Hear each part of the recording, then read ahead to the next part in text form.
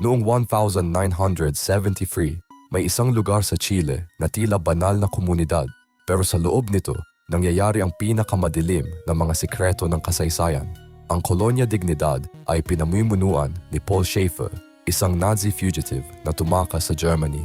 Pero hindi ito simpleng kulto, naging secret torture center ito ni General Pinochet.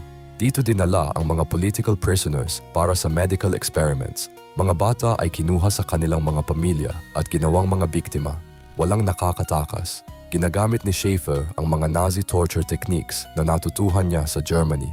Mga prisyonero ay ginagawang laboratory rats para sa mga kakaibang eksperimento. Ang mga bata sa loob ay brainwashed mula pagkabata. Hindi nila alam ang mundo sa labas. Takot silang magsalita. Tumagal ng mahigit 30 years bago natuklasan ang totoo.